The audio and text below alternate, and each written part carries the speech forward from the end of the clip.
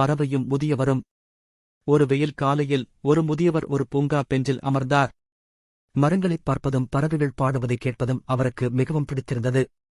திடீரென்று ஒரு சிறிய பறவை அவரது கால்களுக்கு அருகில் பறந்தது. முதியவர் தனது பையில் இருந்து ஒரு துண்டு ரொட்டியை எடுத்தார். அவர் அந்த பறவையின் அப்பத்தை தரையில் வைத்தார். பறவை கிண்டல் செய்த ரொட்டியை மகிழ்ச்சியுடன் உறிஞ்சியது. முதியவர் புன்னகைத்து மெதுவாக கைத்தட்டினார். பறவை மேலே பறந்து ஒரு இனிமையான பாடலைப் பாடியது. முதியவர் கை அசைத்து, குட்பை நண்பா என்றார். பறவை உயரமாகப் பறந்தது. மனிதன் மீண்டும் அமைதியாக அமர்ந்தான்.